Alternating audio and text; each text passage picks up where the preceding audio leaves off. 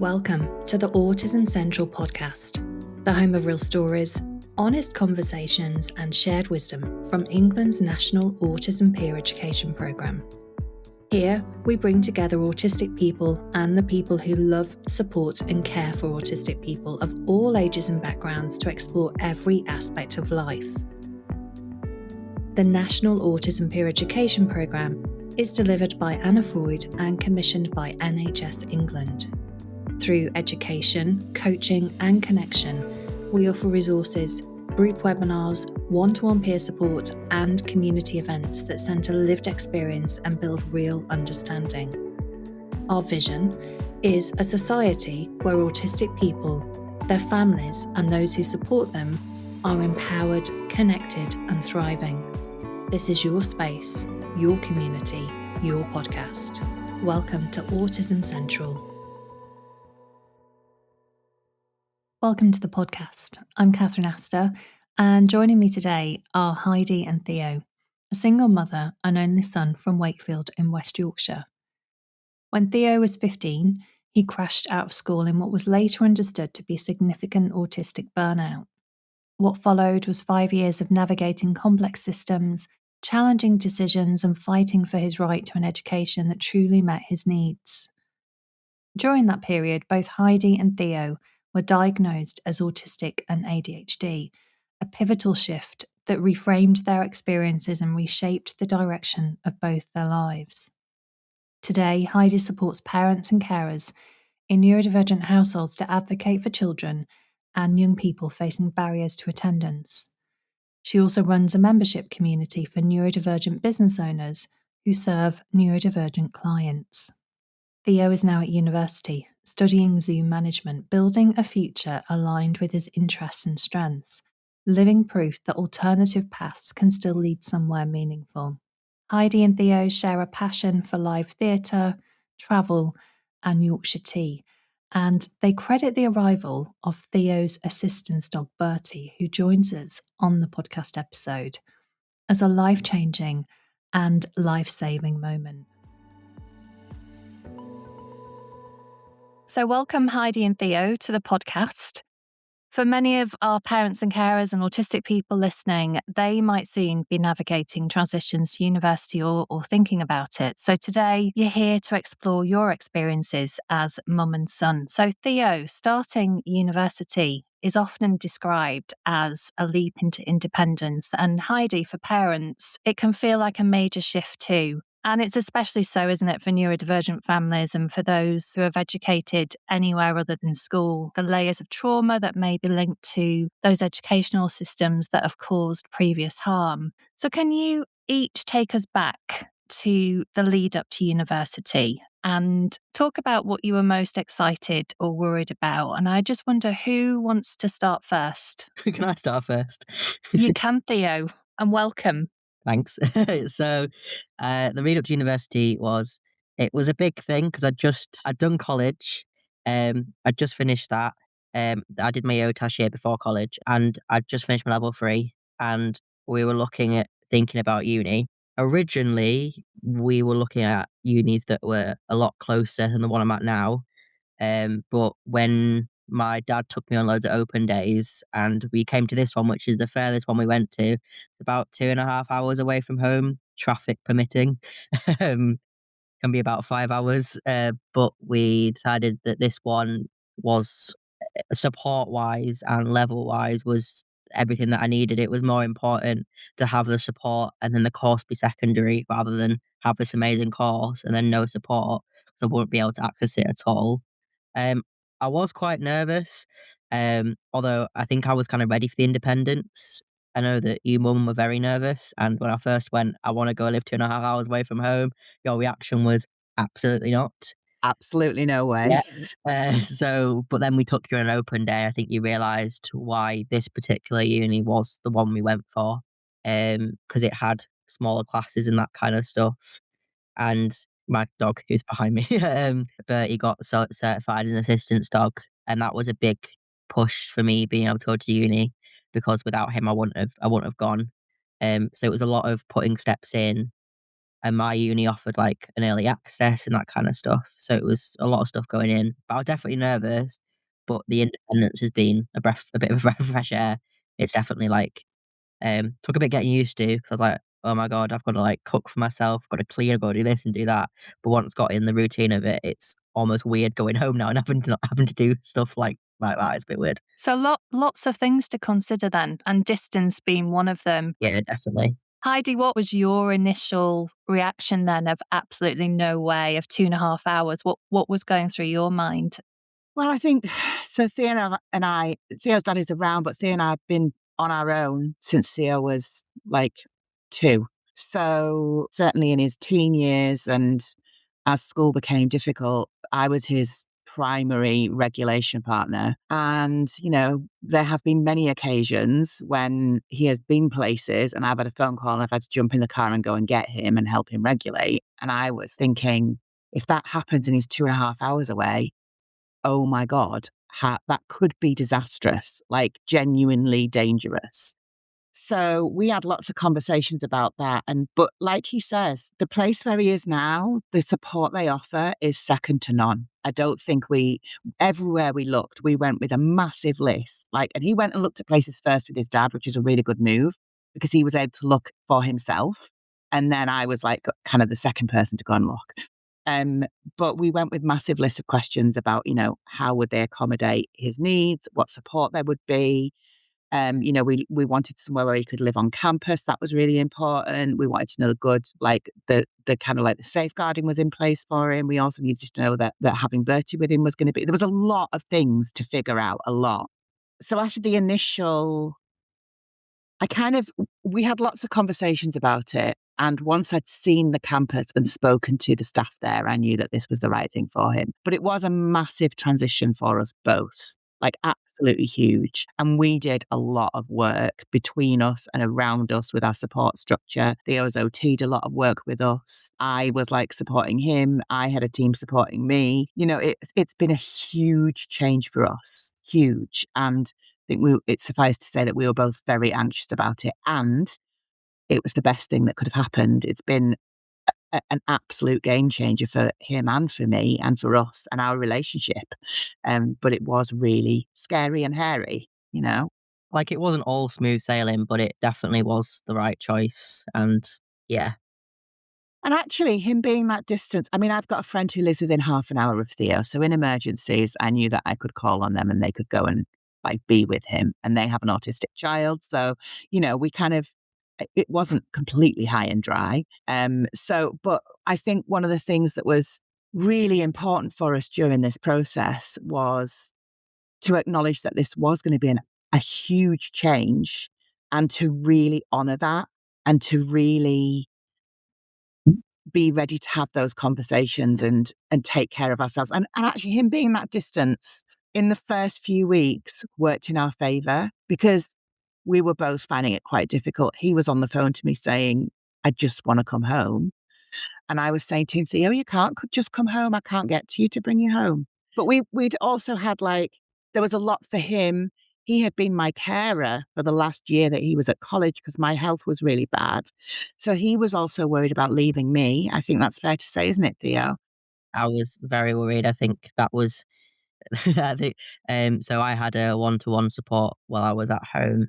I was like, I didn't really feel comfortable leaving you because you weren't very well at all. And she went, yeah, no, you're going. Which probably the best thing she could have ever done. But she's like, I don't want to hear it. You're going. So yeah, I think that was your thought as well. But yeah, it was like kind of last year and a half, wasn't it, that we realised that we were, yeah. We're like each other's people. Do you know what I mean? I think I'm not ashamed to admit we were fairly enmeshed. Do you know what I mean? Theo had been at home and too unwell to leave the house for over 18 months. Then I was at home and too unwell to leave the house for about the same amount of time. So, we were each other's carers for since lockdown, really. So there was a lot to kind of disconnect and unpack and restructure. I think that's quite a common experience for parents, particularly for solo parents with autistic children who are their child's safe person, so we had a lot to kind of work through. So lots of lots of change, but actually what I'm hearing from you both is massive identity shifts in terms of your roles as you both leave. And Theo, when those first few weeks when you went to university then, and this distance that you had between you and your mum, this 2.5 hours that you couldn't just get in the car and go home or get on a bus or a train, what were some of the things that you found really difficult then in those and challenging in those first few weeks when you went to university? I think a lot of it was that, like, kind of the realization that, oh, I have to do stuff now, like, on my own. I found that quite difficult. I I found when stuff went wrong quite difficult. That was because I had no one. I had places to go, but not. I'd met the staff, but I hadn't had a chance to build relationships with the staff that meant to be like supporting me. So it's a bit difficult to like go somewhere you don't really know and be like, help. Um, it was definitely a big learning curve. It was more like you kind of have to be like, no, you have to advocate for yourself. That was the thing, wasn't it?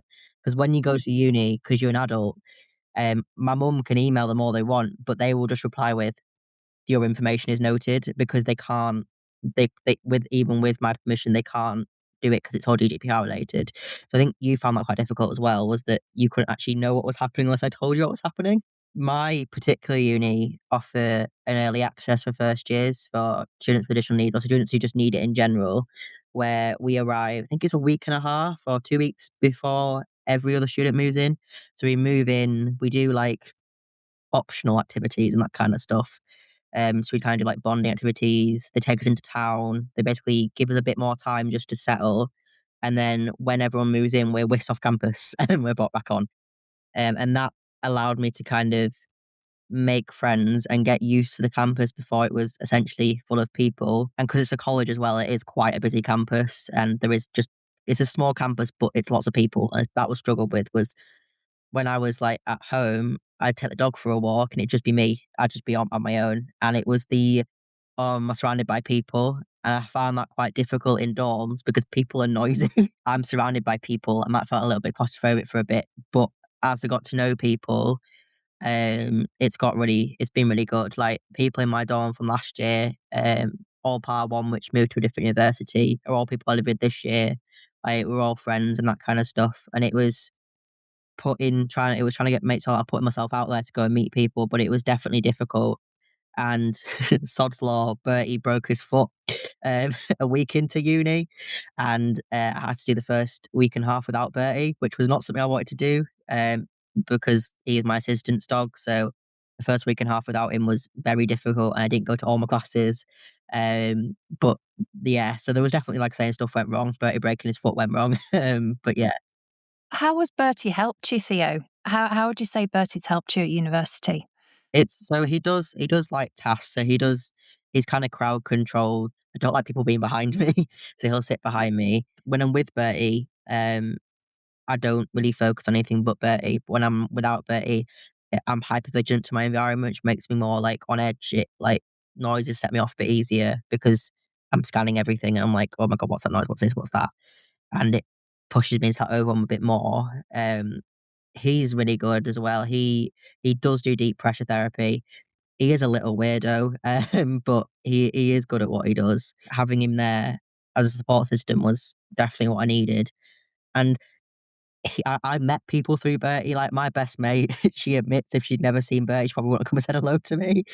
um, so that was kind of good. Was that he was there? Yeah, when we got him, he got certified a week before I went to uni, which in hindsight probably wasn't the best idea. It might have been better if we'd done a bit more training with got him a little more used to the environment. So there's a bit of a learning curve for us both. But I think that was good because it was almost like a piece of home was with me and like my little best mate, like, he's everywhere with me, and it just when I go back to my dorm, even if I haven't taken him to class, because sometimes he needs a day off and that kind of stuff, 'cause they need days off too, it's that reassurance that he's there, so if something's gone wrong, he can give me that regulation and give me that what I need. So it sounds like Bertie was actually instrumental in your transition to university. Was that a planned thing, both of you then? Did you think when you decided, Theo, that you were going to university and Heidi, was that your thought process then of that Theo needed an assistance dog to help to support you? I think, yeah, well, when we first got Bertie the puppy, we were like, he's gonna be a dog, and then we met him, and we went, probably not. He went through the truly nightmare teenagers. He's a border terrier, which is very unusual for a distance dog, and they are very stubborn, especially when going through teenage years.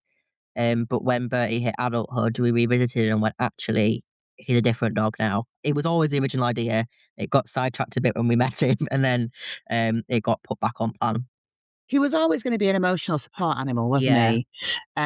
But we weren't sure whether we were gonna be able to train to the level that we needed him to be trained to be an assistance dog. And for folks who don't understand the difference, there's quite a significant difference in terms of legal access rights for assistance dogs versus legal access rights for emotional support animals. But it became clearer the nearer we got to university. I I I mean, you tell me if I'm wrong, Theo, but I don't think you could have gone to uni if you hadn't had Bertie with you. absolutely not. Like, the thing is, if he'd been in an emotional support animal, he wouldn't be able to come because he wouldn't have the access right by law. So, but with him being an assistance dog, he now has the access right by law. But yeah, I would not have done uni without Bertie. But even though he was trained, we still had tricky bits, didn't we? In the first few weeks of lectures, you were like, because he was getting used to a different way of working. Theo was like, he whines, and I'm worried that he's not going to settle. And, that was quite stressful. So we had to Yeah, navigate that. It wasn't just all a like, oh, because it's a living creature, and yes, he's got a job, and it is a job, and he does work, and it is tiring for him, but equally, it was brand new, and it was quite stressful settling you both in, wasn't it? But also for me, it was like, I knew that you had Bertie with you, and that was just like, "Okay, well, I know he's got Bertie," so kinda like Katie Nana in, Peter Pan. You just have a dog for a nanny, basically. and like with Bertie, like the whole thing gets sleeping at uni. You don't when you got an assistance dog. I'm up at half 7 every morning, but like that's the thing as well. Is it's stuff as little as I have to walk Bertie, so I have to leave the dorm. I have to get out into I have to get outside, and because some days I don't want to go outside. But actually going on like a walk through campus is quite regulating, especially on weekends because no one's here. Um, and that just the fact that I have to get up and do stuff, otherwise Bertie doesn't get stuff. So like when get Bertie has breakfast, I have my breakfast. So I have to. It allows me to kind of structure my time as well because his needs are quite similar to my needs, so it helps me kind of track. And also just scaffolding that structure that you both need day to day that, like say you have to get up, you have to take Bertie for a walk, you have to feed Bertie and taking some of that routine and structure from home over to university. And what would you say has about being neurodivergent, how that has shaped your sense of confidence and your self-understanding at university, Theo? I think I've struggled with the identity of neurodivergence all the way through because I was late diagnosed. I wasn't diagnosed until I was 14. So I wasn't aware, like kind of aware that that was who I was. I think I always felt different. But then I was like, oh, there's actually a reason for that. But it's definitely like shaped who I am. Like I- I'm much through the support we've had. I'm much better at advocating, not just for myself, but for other people. I'm like, this is what you need to say. This is how you do this. I found that like being like my neurodiversity gives me like being out the box thinker and that kind of stuff, and that's really helped with my course because I'm like, but what about this? And they're like, oh, that's a great idea. And it's definitely like I've struggled with my identity as neurodivergent because like people's reactions aren't always great. But I've found people's reactions who are some of like my best friends, um, especially because they're also all neurodivergent. Because yeah, because this campus has quite a high. Because when you make an accommodating campus, we all come. They come in And like where are you flocks. studying, Theo? Where's your campus? So I'm at Research College and University Centre. So at the University Centre, it's like an offcut of Chester University. So they do everything through Chester, but they're not actually Chester University. So we don't have classes of like 200 people. We have like classes of like, I think the most I've got in one is like 50, but no, but I think that's the most. But usually it's under 20. It's like a college because it's also a college. It's got a support system of a college, but also applied to a uni. And what are you studying? I'm studying zoo management, which has been amazing. I've really loved it. A lot of stuff that I found difficult originally, due to like around exam arrangements and that kind of stuff. my course has exams, but we do open book exams and we do them all online. So you can do them from your dorm, do them from the library, you can do them from anywhere. And like, so a lot of the troubles that I've had, like, to struggle with have just been kind of taken away. But yeah, it's been it's been interesting, but it's been good. And what about you, Heidi? How was your neurodivergence? How has that shaped the way that you've supported and understood Theo through this transition? And not just, I suppose, your own neurodivergence, but your lived experience, your professional experience, all the families that you've supported over the years in the work that you do. How has all that shaped this experience? So I'm also late diagnosed. I wasn't diagnosed till I was 46. Theo Who came and Theo, first, Heidi? we got diagnosed like a week apart. Was it, Theo? Was it? It was in the same month. It was really funny because I went for my ADHD assessment and they were like, "Oh, well," so we went through Right to Choose. It got given to CAMS in our area for a bit, and it went a bit wrong, and I ended up not being diagnosed. And then we went back, but I was heavily masked at that point as well. But when I came out of school, a lot of that masking went. And then when I got out of high school, I went to a people referral unit, and all the masking kind of just went. And then we went through a diagnosis again, and I got diagnosed with ADHD, combined type. And then they were like, "We'll do an autism assessment if we want to test it as well." And we got to the end of the ADHD one. She went, "Yeah, you're autistic as well. Didn't even assess it. Just She went, I'm going to write them both down. Yeah. And I think it was a week later that I had my assessment. So we both knew, like we were like 3 years into both independently identifying in that way anyway. But then we had all the stuff that comes with a formal assessment and having someone go, "Oh yeah, you are." You know this, Catherine, the grief that comes with missed opportunities.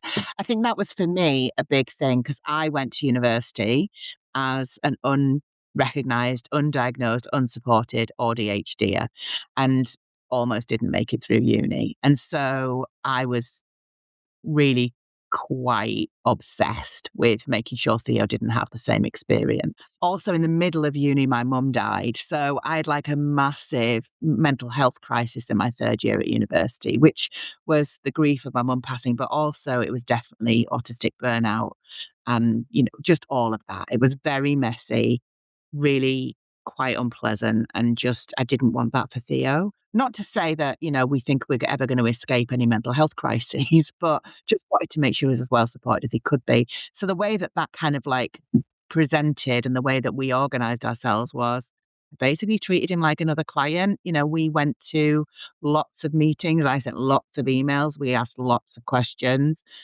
we sent my dad with a list of questions, and he was like, because my dad isn't like, he's not like you do it professionally. He's not as clued in as like my mum is, and we just kept going. We've got a list of questions, and some unis were like, "Yeah, we've got no idea." Some unis, the one I'm at now, were like, "Yes, yes, we know what this is." A lot of the time was if they knew what a YOTAS was. Some unis were like, "Don't know what you're talking about." If you knew what an HCP was, that was a good start. They were like, "We have one member of staff. Here she is. She does the whole." And we were like, Yeah, no." There's a whole team here." Or the language they use, it's always a red flag, isn't it, when they refer to you as being ASD or A lot of it as well was weirdly, um, if they had like if they had seating, or if like they were like, "Oh, do you want to go talk about it in another room?" Because like we went to some open days and it was a woman stood behind a stall. Like, people can know I'm neurodivergent, but like every struggle I have doesn't need to be loudly discussed in an open room full of people, because that's not really like what I wanted. And they start talking about your Tourette's, and then you start ticking, and then you're like, everyone's looking, and yeah. Yeah, that's a thing. So we had to I had to inform tutors. So I have Tourette's, so I do verbal tics and I do like physical tics. He doesn't have the fun Tourette's, though. He doesn't swear or say biscuit or anything. Very occasionally a word does come out, but it's quite rare. I do whistle though, and we had to kind of be like, "It's not me doing anything. This is what this is." Um, but it was really good because every student who has been identified by like the inclusive learning team gets like a personal plan that every teacher that then teaches should read. Um, but it's kind of like a one page profile like you have in high school, that kind of thing. And that just kind of says like what you need and that kind of stuff. But yeah. This all speaks to safety, though, doesn't it? This transition to university isn't just about going and studying and then coming home to your safe space. This is where you're going to live, eat, sleep, study for several years of your life. So, when you went armed with those questions, it made me think about maybe some of the parents and carers and supporters who are listening to this episode, that you don't know what to ask unless you know what to ask. Like, you knew what to ask, Heidi, because you had gone to university not knowing about your neurodivergence. You didn't have those accommodations and support. So you didn't know what you needed, and you drew on all of that experience. Theo, you've had your experiences of what school felt like for you, and how harmful that situation was, and not wanting to re-traumatize yourself or reharm yourself in a university setting. But it just made me think, when you were both talking, about how do parents and carers and supporters who love their children, with everything, who want to support them, how do they know what to ask if they don't know what to ask? It's like you said, though, Catherine, it's about safety and like, not consciously, like, in as much as we didn't ever have the conversation, but Theo, from the day he moved in, his dorm was his home.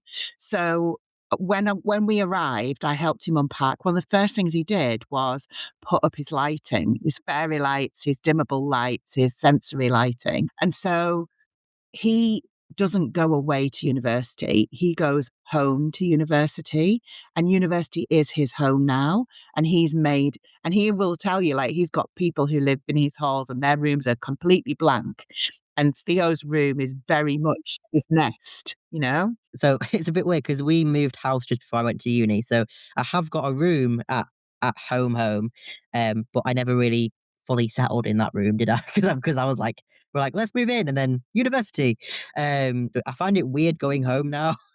um, not in like a way that, like, just because like, so when I go home, I have to not just think about myself and Bertie. I have to think about like you and like other people, and like when you're in a dorm, you do think about other people, but not in the same way. Like, that's interesting going home, because it was adjustment at first from being here, being fully independent, and then going home and not being fully independent. Um, I think one of the things I struggled with most was shopping. I hate shopping. Um, we have to go shopping for our own stuff. I hate it. Um, that was difficult. But I have people who go with me. Bertie comes with me. But a lot of it was about building the scaffolding around not just university, but like going places and getting new doctors and going to get my eyes tested and doing all that kind of stuff. I think that's one of the things about when you're saying about how do parents and carers know what to ask. I think you start with, like, what do you need to be physically comfortable and physically regulated, and build out from that. Because if you can build that in, then you will have a place to go and a place to be where you can regulate. And that might just be your bed in your dorm. But, things like if you're buying bedding, so how you're washing it before you go, is it the right texture? All that kind of stuff that, the basic stuff, which sounds silly, but is so essential, I think. And like, one of the things that I think has really prepared Theo very well is that, because we had the experiences that we had where I had to advocate very heavily for him and he was around me, he has developed those self-advocacy skills now, and he helps other people around him self-advocate for themselves. I think if you can start to embed that in your young people, is that power of self-advocacy, and being able to recognize for themselves what they need, and having the skills or the tools or the support they need to make those requests. That's really vital. I think that's been a massive difference for Theo. This needs to be the title for the episode, The Power of Self-Advocacy. You were talking about empowering your young people with the skill of self-advocacy. And how do you do that? And when do you start that? I think you start it as soon as your young person has the capacity to understand that they're neurodivergent and that they're disabled by that. Not necessarily by the neurodivergence, but by the society that we're set up in. And sometimes a combination of both. But for me, like, I'm really passionate about helping our young people develop those skills, because it's a skill I didn't have. And we know that when young people don't have those skills, that they mask heavily, and that has a significant impact on their mental health. The way that I did it, and the way that I recommend other parents do it, is by modeling it. So I don't think it's always helpful, especially if you've got a demand avoidant young person. Theo is demand avoidant as heck. And if I sat him down and said, let me teach you how to self-advocate, he would run and probably have a meltdown and lock himself in his room and be shouting, don't tell me what to do. So you have to kind of like, you upskill yourself, you become a powerful advocate, your child sees you, learns from you modeling that. And I think it is, for me, part of that. I speak to parents all the time and they say, I don't want my kids to see me upset. I don't want my kids to see me angry. And whilst I understand that you don't want to be dysregulating around your children and young people, I think it is important for our children to see that it is right and proper, that this does upset us and it does make us angry, because that powers self-advocacy. So it's about being honest with your children about what's going on and letting them, in an age-appropriate way, be party to those conversations. Whilst we were going through the EHCP process, there was lots of emails flying backwards and forwards that Theo never saw. But when there were meetings, I was like, do you want to come and sit in this meeting? Do you want to sit on this call? When we went to tribunal, he sat on the video call that was tribunal. It was quite boring. Yeah, no, it was boring. But you show them what it looks like to advocate for them, so they have the confidence then to advocate for themselves. Because I think our neurodivergent people hear, young people, children and young people, hear other people speaking negatively about neurodivergence a lot.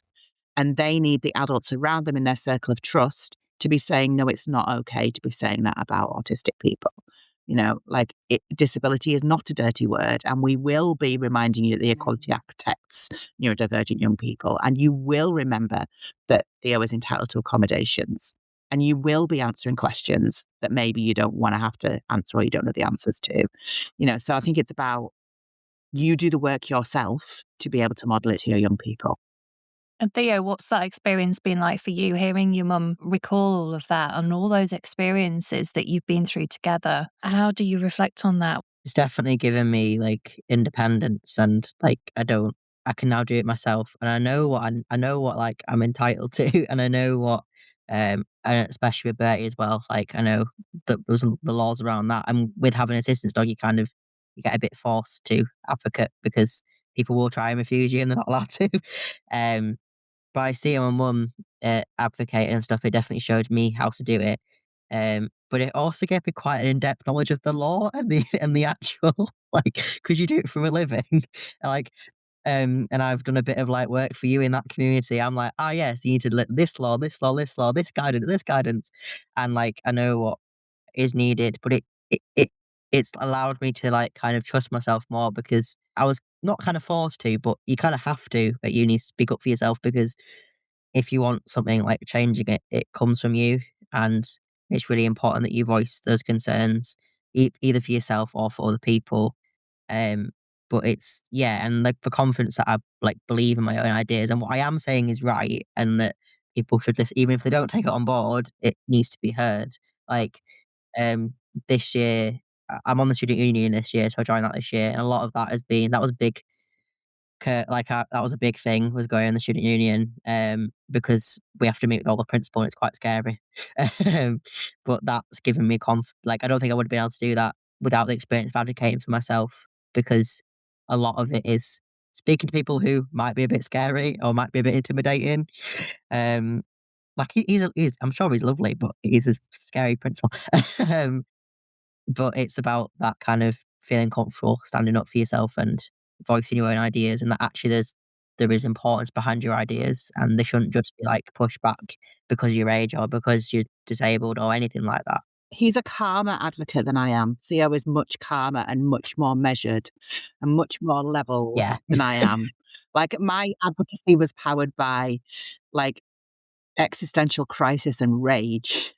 His advocacy is powered by like, it's from a much calmer, like kind of almost like preemptive place than mine was. So sometimes I'll say to Theo, that's not right, you should do it. And he's like, Mum, it's all right. I'll just see how it goes. And if I need to, I'll send an email.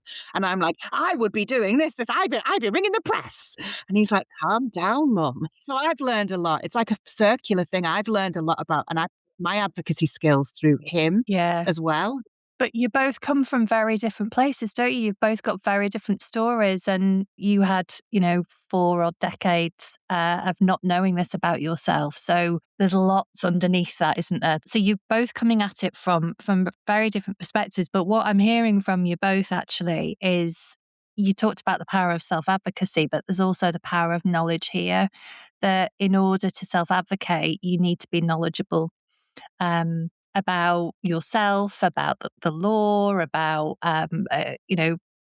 what you're entitled to, what is equality, all of these things that you need to be aware of. Theo, one of the questions I want to explore with you, and we've touched on some of this so far, is about what some of the pressures are that university life can bring. So, academic pressure, we've talked about transitions, the changes, the sensory overload, the overwhelm, social expectations, although Bertie is absolutely helping you with that as you've touched on. What do you think has been the most overwhelming moment so far since being at university? And what do you think are the things that have actually made the most meaningful difference for you? I think so. As part of going to uni, I applied for Disabled Students Allowance. I think that's like DSA. So I get study skills mentoring once a week. I did get autism mentoring, but I didn't find it very useful. But it's an option. But I think that's because I'd been taught a lot of the stuff they were teaching already. I was like, yeah, I already know that. They have like counselling services on site as well. So there's been like having that access around me, especially with study skills mentoring, is that I meet with her once a week, and I struggle with procrastination of getting all my assignments, and I really struggle. But it's more that I meet with her once a week. I have to show her that I've done something. So having that accountability has made me do stuff. I have struggled with assignments.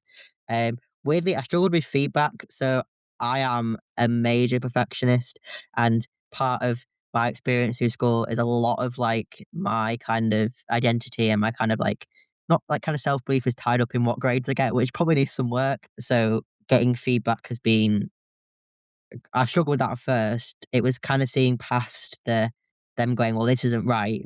But it's seeing past that and being like, this isn't right because of this. Next time do this. It's seeing past why that's helpful instead of being like, oh, why have I said that? But that would be some of like the rejection sensitivity around that. Um that's what I've struggled with. I think there's been struggles all the way through, but I think it's more about like putting myself out there, but feeling like safe on campus is allows me to put myself out there. I keep signing myself up for stuff, and then I'm like, and I come to the next week where I do it. I'm like, I keep signing myself up for stuff, and now I actually have to do it.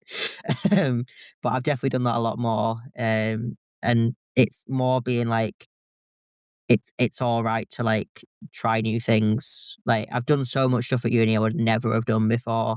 I've done a marine mammal medic course. I'm a certified marine mammal medic, as you do. I'm going to Kenya next week on a field trip. Wow.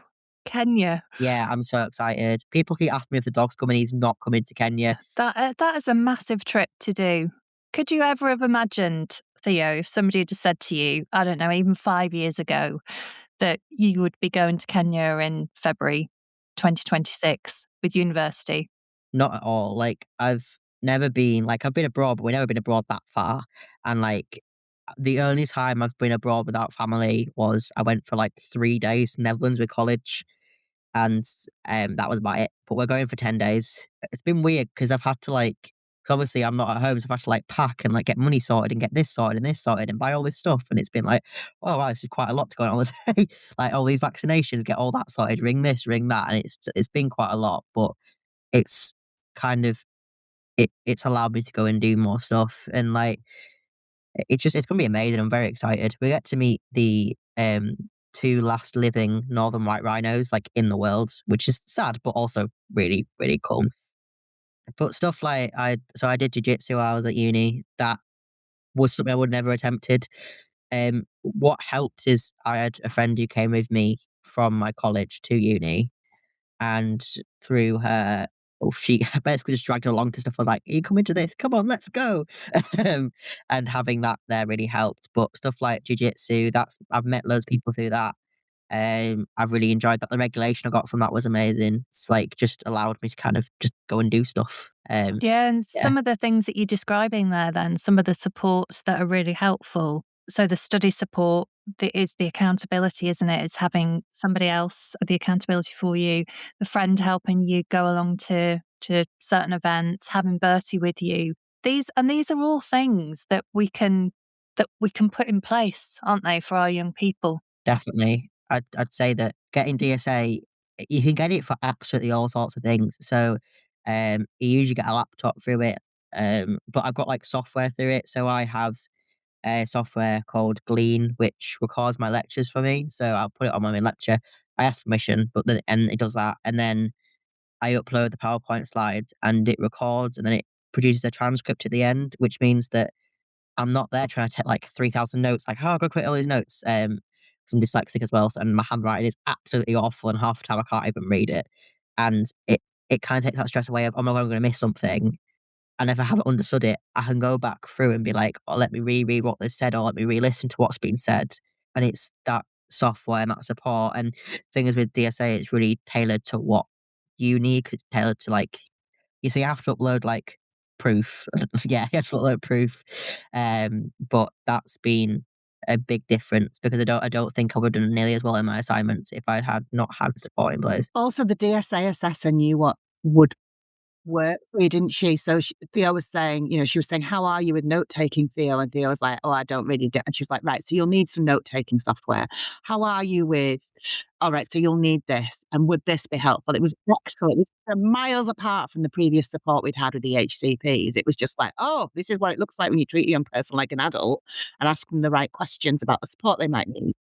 It comes back to this asking the Yeah. right questions though, doesn't it? And this knowledge of knowing what to ask and what you might need and what is actually available. Because university life is about so much more than just studying. And, like, to be fair, Theo would study at the level that he studies regardless of where he was, and, like, his perfectionism means that, you know, like, I don't want to jinx it, but Theo could go anywhere and get a first. No pressure, mate. But, yeah.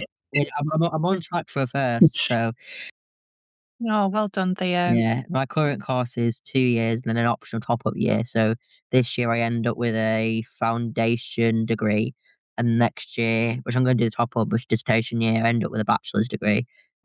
So I graduate twice, which is weird. But And do you know what you want to do once you graduate? Have you got an kind idea of? of. So I previously I got a job where I went to college. While I was at college, I worked in my second year, but I worked as a education officer in a zoo, so did stuff like, zoo encounters with the public. So when you go and like feed animals, we go and weigh animals. I did school groups, did big lessons. That was very nerve wracking. I look very young, so teachers would turn up and be like, they would have talked to my boss on the phone, who was an older, he was like, I think he was in like he was like late 20s, so he sounded much older than I did. And he'd do their open round, they'd turn up and I'd be like, hello. And they'd be like, he looks about 12.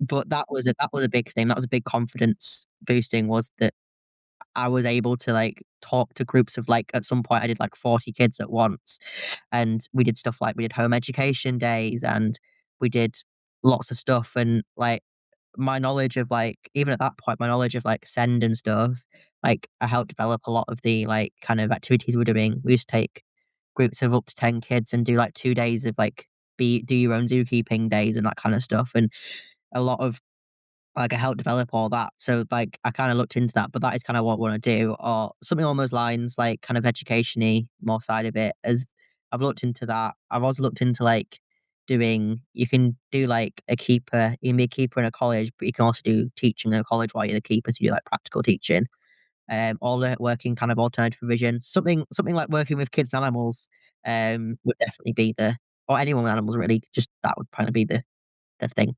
So it sounds like university has really opened up your opportunities and the things that you're able to access. Stuff like, so over the summer, I our neighbour runs a forest school, and I went and worked there, and So I did my first year, I'm my second year now. So that was the summer of my first year. I set up my own forest school with help from her for children with send children, and that was an amazing experience. And I don't feel like I would have been able to do that if I hadn't gone to uni and got that confidence and done my job and got a confidence in that actually I do know what I'm doing.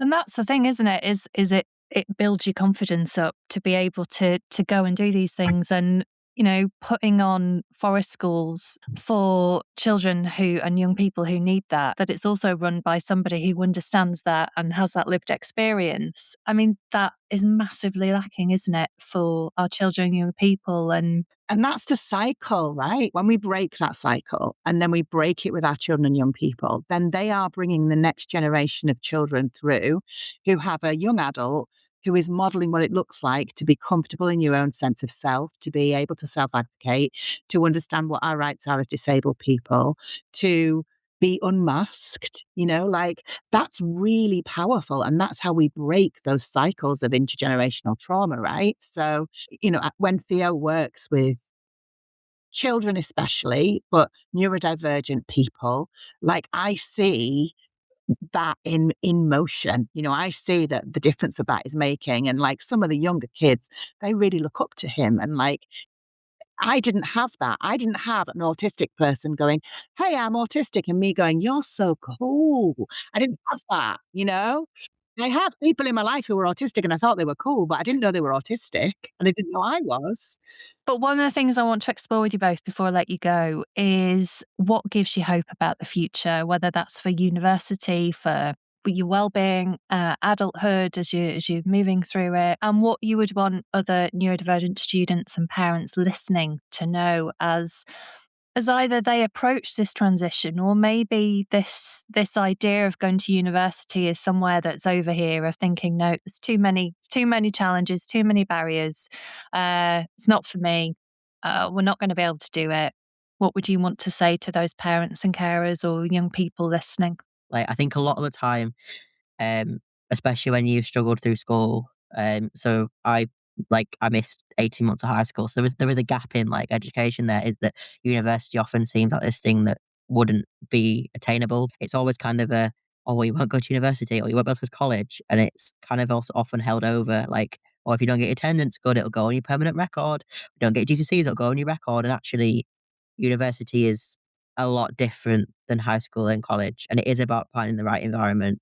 And it is definitely given me like a hope for the future, because a lot of my lecturers are neurodivergent and talk about it, and it's modeled that kind of people can, even though people have had struggles, you can go and do stuff. It's having that able to plan for the future and be able to like actually vision the future. I think because when I was out of school, and it was a thought that I wasn't going to get my GCSEs, it was a lot of, well, if he doesn't get GCSEs, he won't have a future and that kind of stuff. And that was kind of often taken out. So it's given me hope that there is like, I can go and do stuff and that I'm able to like believe in myself and be able to do that stuff. That makes sense. Yeah, it must be a really huge, scary narrative to hear that when you can't go to school in the way that you're expected to go to school, that this is your entire life. Then You're ruining your life. yeah, Yeah. that you have no future. When like, I think a lot of time in school, like, oh, and we make sure you wear this and we make you do this so you're ready for the workplace and you're ready for university. And actually, when you've gone to university and gone to the workplace, you're like, all this stuff they were saying about I have to be on time for everything and I have to be in this uniform and I have to be, wasn't actually applicable. And a lot of the time it was a lot more easygoing than they made it out to be. Yeah. And what would you say, Heidi? I guess I'm hopeful for the future for Theo, and for a long time I wasn't, because of some of this stuff that we're talking about. I was so frightened for him, and we were like neck deep in crisis, and it felt like we couldn't see a future. We were basically getting through day to day. Literally, it was about survival for a good part of it. Theo was not able to be in school at all for almost 2 years. There's that. But also what I was thinking about while we were talking today was the thing that I want people to hold on to is that change is really scary and it can be so healing. when Theo was talking about going to Kenya, like 5 years ago, you said, can you imagine 5 years ago? 5 years ago, Theo wasn't in school and wasn't able to leave the house. And there was a Borneo trip. Do you remember, Theo? There was a Borneo trip with school and he really wanted to go on it. And we had this thing where there were lots of things Theo really wanted to be able to do, but he just couldn't because his nervous system wasn't regulated. He just wasn't, it wasn't an option. And he was heartbroken that he couldn't go on this Borneo trip. And he was like, I really want to. And I was like, I know you want to, but we're not going to be able to. The support isn't there. Currently you're not well enough to leave the house. And it felt awful saying to him, I'm not going to put your name down for this and I'm not paying for a deposit because you won't be able to go, Theo. I felt like a terrible mum saying that to him because I was so used to being, you can do whatever you want, but I was having to say to him, you're not well enough to do this right now.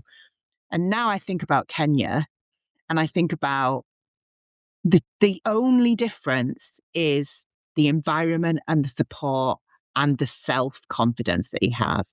He is still the same kid that he was 5 years ago. It's just that he now knows how to navigate them. And we've worked really hard and he continues to work really hard to get that support in place. And here we are. And in a week's time, he's getting on a flight to Kenya. Like, change is scary and it's impossible to imagine, but it makes such a difference. If you can find a way to safely navigate change, I think that's where the real magic happens. Change can just be like, everything does change. Like Theo was saying about high school to university, how different it is. And I say to families all the time, I cannot promise you it'll be better. I can promise you it'll be different. Like, who knows what that will look like, but it will be different. Hold on and things will change. They always do. So I think there's real hope and promise in like change if you can get comfortable with that. And that's what a lot of autistic people, myself included, find really difficult. Thank you both for coming and talking to me today, because what you've just distilled there from this entire conversation is about change and the scariness of change, but actually with safe environments, with the right environment, with support, with self-knowledge, with self-advocacy, actually those are the things that help. Those are the things that support. Those are the things that enable. Those are the things that create opportunities and widen your worldview. So thank you, both of you. I really, really appreciate you coming.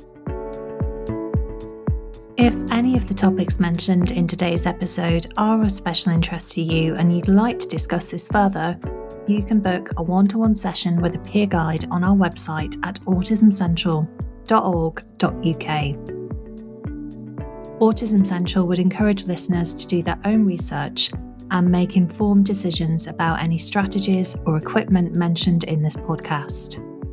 Any advice or suggestions given by a guest or peer educator do not replace or substitute advice received from direct consultation with a qualified professional.